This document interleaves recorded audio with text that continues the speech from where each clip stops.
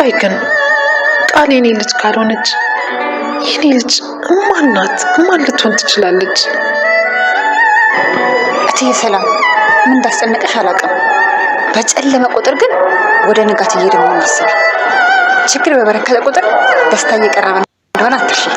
ምናልባት ሊከስሽ ይሆናል ይህን ሁላ ችግር የሰጠሽ። ስታለቅሽ እኮ ፀሐይን ታጨልሚያታለሽ። ማለት እትዬ አንቺ እኮ ለዚህ ቤት ልክ እንደ ፀሐይ ነሽ። አንቺ ስትኖሪ ቤቱ ይበራል።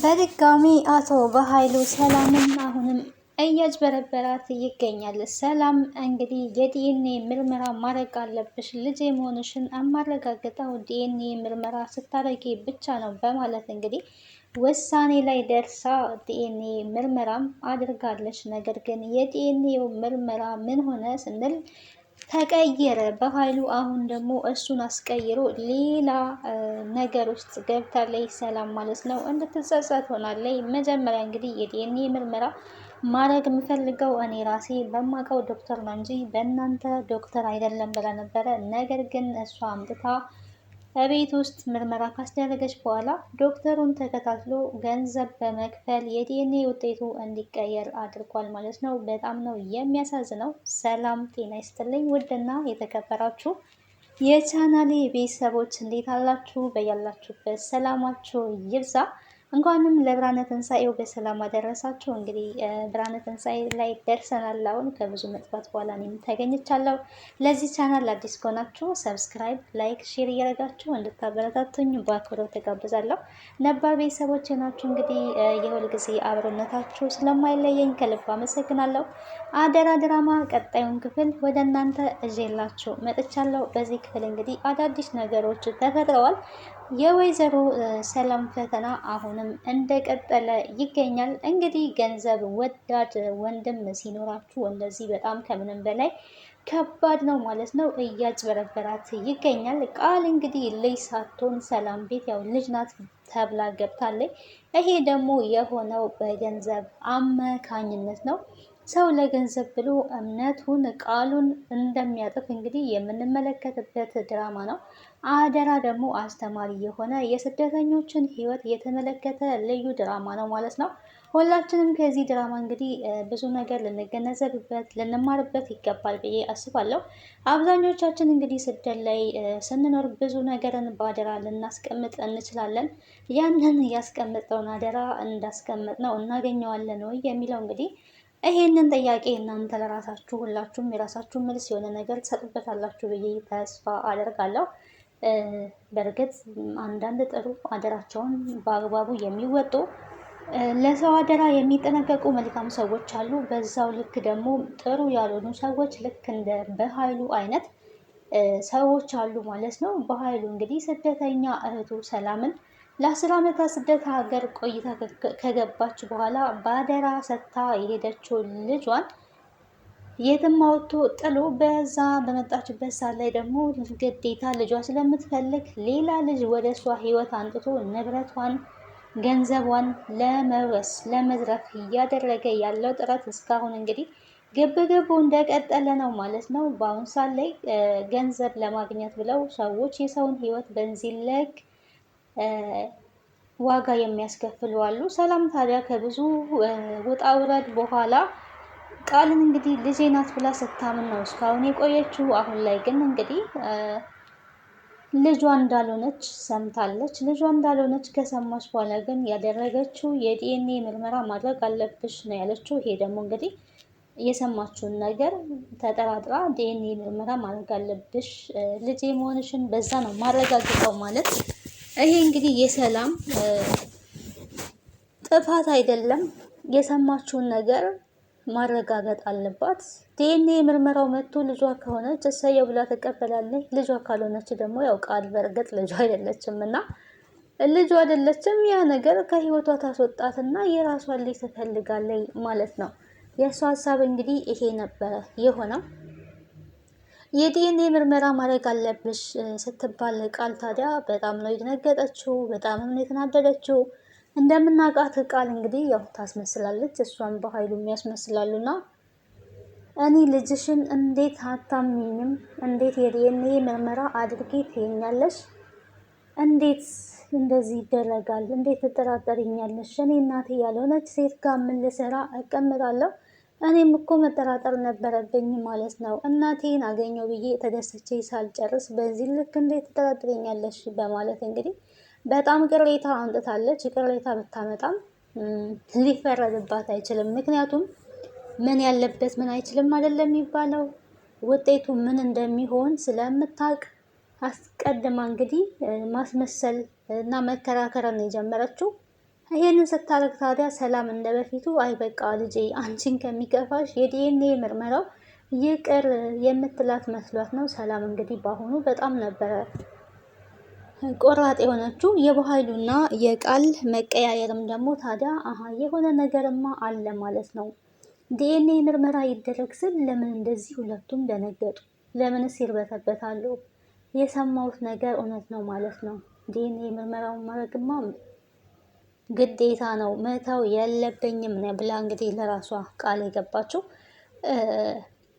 ታዲያ ቃል ዲኤንኤ ምርመራ እንደማታደርግ ነበረ በሰዓቱ ስትናገር የነበረው። እናቴ ካላመነችኝ እንዴት እኔ ደመ ነፍሴ ነግሮኛል አንቺ እናቴ እንደሆንሽ፣ ስለዚህ እንዴት አታምኝም? የማታምኝኝ ካልሆነ ቤቱን ለቅቄ ዛሬውኑ ሄዳለሁ እስከ ማለት ደርሳ ነበረ። ታዲያ የቃል መነጫነጭ ይልቁኑ ነገሮችን በደንብ እንድትረዳ አድርጓታል ማለት ነው። ሰላምም ያው ዲኤንኤ ምርመራ ማድረጉ ቃል ልጅ ከሆነች ምንም የሚያስፈራት ነገር የለም። እሺ እናቴ አንቺ ከፈለግሽ እናረጋግጥ ካልሽ ችግር የለውም ማለት ሲገባት በተቃራኒው እንዴት አታምኝም? ለእኔ ይህንን ማለትሽ ምን አይነት ስሜት እየተሰማኝ እንደሆነ ብታቂ ያለመታመን ስሜት ተሰምቶኛል። ለምንድን ነው የማደርገው ብላ እንግዲህ ስትከራከር ነበረ። ታዲያ በኃይሉም እየሳቀም እየደነገጠም ውስጡ የሚሰማው ስሜት እንግዲህ ግራ የመጋባት ስሜት ነው። ምክንያቱም ሰላም እንደዚህ ስትሆን በጭራሽ አይተዋት አያውቁምና ተቀይራባቸዋለች። አንዳንዴ እንግዲህ የዋ ሰዎች ዝም ብለው ትዕግስታቸው ሲያልቅ ውሳኔ ላይ ሲደርሱ ውሳኔያቸው በጣም ከበድ ያለ ውሳኔ ነው የሚሆነው። ሰላም እንግዲህ እስካሁን ባለው ሰዓት በቃልና በኃይሉ የቃልና በኃይሉ ተገዢ ሆና ነው የምትኖረው ማለት ይቻላል። በኃይሉ የሆነ ነገር ካላት በስነ ስርዓት ምንም ወንድሜ ብላ ስፍስፍ ብላ ነው የምትወደው። በዛ ላይ በጣም ታምነዋለች። አንድ ወንድሜ አንድ የእናቴ ልጅ በማለት እንግዲህ ከዚህ በፊት እስር ቤት ሆኖ እንኳን ተመላልሳ ስትጠይቀው ነበረ። ሲፈታ እንግዲህ በደስታዊ ወንድሜ ተፈታ እኮ እያለች እንኳን ቤቷ አስቀምጣ እየተንከባከበች ነበረ። ነገር ግን እሷ እንደዛ እያዘነችለት ሰላም ልክ ናት ማለት የእህትነት ፍቅሯን ነው የሰጠችው። እሱ ደግሞ በተቃራኒው እህቱ ላይ ተንኮል እየሰራ ነው ያለውና ያ ተንኮል ግን ያው ቢቆይም ጊዜውን ጠብቆ መውጣቱ አይቀርም ክፉ ነገር እና አሁን ላይ ሰላም ውሳኔዋ ከበድ ያለ ነው የሆነባቸው። በፊት እሺ በቃ እናንተ እንደዚህ ካላችሁ ብላ በእነሱ ሀሳብ የምትስማማ ነበረች። ቃልም ተነስታ ስትነጫነጭ እኔ ሳታሳድጊኝ ሜዳ ላይ ጥላችሁኝ እንደዚህ ደግሞ ትሉኛላችሁ ብላ በቃ የሆነ ስትነጫነጭ ምናምን በቃ ልጄ ይቅርታ እያለች እሽሩሩ ነበረ ስትላት የነበረው። አሁን ላይ ታዲያ ግን ያ ሁሉ እሽሩሩ ቀርቶ በቁጣ ነበረ ስትናገራት የነበረው። ዲኤንኤ መርማሪው ዶክተር እንግዲህ ከመጣ በኋላ እንኳን መመርመርን አልፈለገችም። ለምን ገና ከእንቅልፌ አሁን የተነሳሁት፣ ቆይ አንድ 5 ደቂቃ ልቆይ እያለች እየተንጫነጨች ነበረ። ታዲያ በዛን ሰዓት ራሱ ሰላም ተቆጥታ ነበር ስትናገራት የነበረው። ለምን መጠበቅ ያስፈልጋል? የምን 5 ደቂቃ ነው? የተባልሽውን ነገር አድርጊ ነው ያለቻት። አይ አልፈልግም እያለች ወደ ኋላም እያፈገፈገች ነበረ። ነገር ግን የተባልሽውን ነገር አድርጊ ብላ እንግዲህ ዶክተሩን አንተ የፈለግከውን ነገር አድርግ፣ ስራህን ጀምር በማለት ራሷ እንግዲህ ዶክተር ቤት አስመጥታ የዲኤንኤ ምርመራ አድርጋለይ ማለት ነው ሰላም። ታዲያ ቃል በጣም ጨንቋታል። በኃይሉም ቢሆን እየሆነ ላለው ነገር በጣም ግራ ተጋብቷል። መጀመሪያ ላይ እንግዲህ ቃል እኔ ከዚህ ቤት እወጣለሁ፣ በቃ የማታምኝ ከሆነ እሄድልሻለሁ፣ የማታምነኝ እናት አታስፈልገኝም በማለት እንግዲህ ወደ ውስጥ ገብታ ልብሶቿን እየሰበሰበች ነበረ። እኔ ያረጋጋታለሁ፣ ተናዳ ነው ስሜታዊ ሆና ነው በማለት እንግዲህ በኃይሉም እየተከተለ ነበረ። የአይጥ ልጅ ድንቢጥ ነውና ያው እሱ ስለሆነ ዋና ነገር ጠንሳሹ። በኃይሉንም ቢሆን አላመነችውም። እኔ በፊትም ቢሆን በኃይሉን አምኜ ነው እንጂ ሳላስመረምር ዲኤንኤ አንቺን መቀበል አልነበረብኝም። አሁን ግን የዲኤንኤ ምርመራው ግድ ነው ብላ ነው የደመደመችባቸውና ታዲያ ቃል እንዳትሄድ በኃይሉ ጭራሽ አንቺ ከዚህ ሄድሽ ማለት እኮ ልጅ እንዳልሆንሽ ራስሽ በራስሽ አረጋገጥሽ ማለት ነው ብሏታል። እውነት ነው እንግዲህ ያኔ ዘላ ልብሶቿን ሰብስባ ከቤት ወጣለሁ ብላ ከወጣች እውነቱ ያኔ ይረጋገጣል። ልጅ ብትሆን ኑሮ እናቷ የፈለገችውን ነገር ብትላት የእናቷን ቃል ትሰማለች። ምንም ክፉ ነገር እኮ አይደለም ያለችው። እኔና አንቺ እናትና ልጅ መሆናችን እናረጋግጥ ማለቷ የሰላም ምንም ጥፋት አይደለም። እናቴ እሺ ብላ ልጅ ብትሆን ትቀበል ነበረ። እንግዲህ ልጅ ስላልሆነች ነበር በቃ ሄዳለሁ ብላ ስታስፈራራ የነበረው። ታዲያ ሰላም ወይ ፍንክች ከሄድሽም ጥርግ በይ አይነት ነገር ነው እንግዲህ ስሜቷና ምንም ነገር አላለቻትም። በቃ ልጅ አትይዢ በቃ አንቺ ቅር የሚልሽ ከሆነ የዲኤንኤ ምርመራው ይቀራል እንድትል ያንን አስባ ነው። ግን ሰላም የድሮዋ ሰላም አይደለችም ማለት ነው። አሁን ላይ ቆራጧ ሰላም ናት ማለት ነው እየሆነችው እና አንዳንዴ ከብዙ ዝምታ በኋላ ከብዙ ትዕግስት በኋላ የምታመጡት ቁርጠኝነት በቃ የሆነ እውነትን ለማረጋገጥ እውነትን ለማውጣት ከሄዳችሁ ምንም ነገር ሊያስቆማችሁ አይችልም። አንዳንዴ በየዋህነት ዝም ብሎ ነገርን ማሳለፍ ያለ ነገር ነው። ነገር ግን ደግሞ ያ የዋህነት ሲበዛ አንዳንዴ ከአቅም በላይ የሚሆን ነገር አለና ያንን ውሳኔ ላይ ስትደርሱ የሆነ ቁርጥ ያለ ውሳኔ ነው የሚወሰነውና ሰላም ያደረገችው ይሄንን ነው። እንግዲህ ጥሩ አድርጋለች ብዬ የማስበው ምክንያቱም ከክፍል 1 ጀምሮ እስከ ክፍል 42 ሰላም እንግዲህ በቃል እየተጭበረበረች እውነተኛ ልጇ ደግሞ ብሌን እዛ ቤት ሰራተኛ ሆና እየሰራች ይሄንን ሳታቅ ነው የቆየችው። ብሌንና ሰላም ታዲያ እናትና ልጅ ናችሁ ወይ ደግሞ ነን ብለው እራሳቸው ባያረጋግጡ እንኳን እንደዚሁ የእናትና የልጅ አክትን ያላቸው ስትከፋ ስታለቅስ ሄዳ የምታባብላት የምታቅፋት እንደ እናትና እንደ ልጅ እነሱ ናቸው ማለት በቃ ትክክለኛ የእናትና የልጅ ባህሪ ያላቸው ሁለቱ ናቸው። ግን ሁለቱም አያውቁም።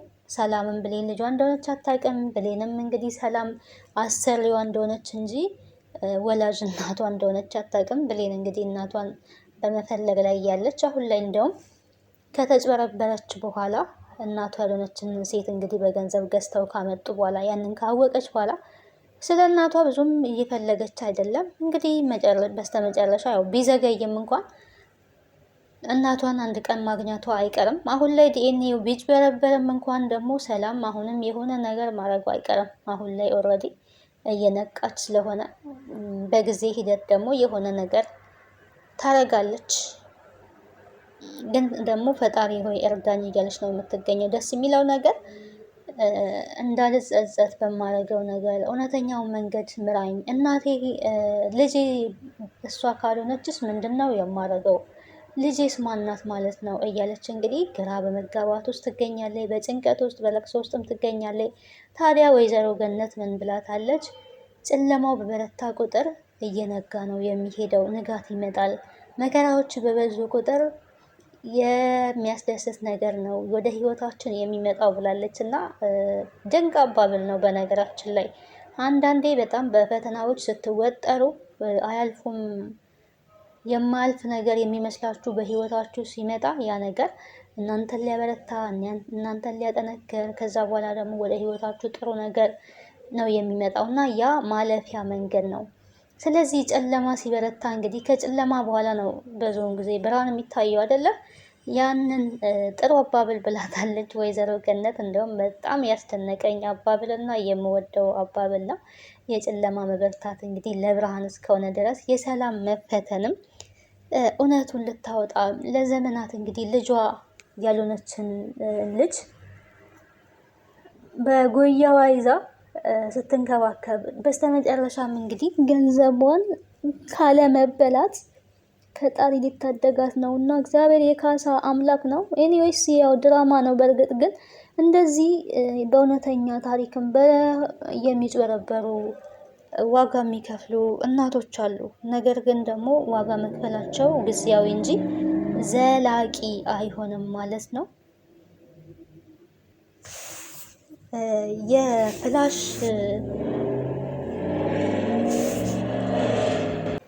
ታዲያ ብሌንን ሄዳ አንቃት ነበረ ቃል ያነቀችበት ምክንያት እንግዲህ የምትፈልገውን ፋይል ልታገኝ አልቻለችም። ያው ከዚህ በፊት ብሌን ፋይል ወስዳለች። በእርግጥ ከቃል ክፍል ወስዳለች፣ ከሷ ደግሞ አጥፍታለች ማለት ነው።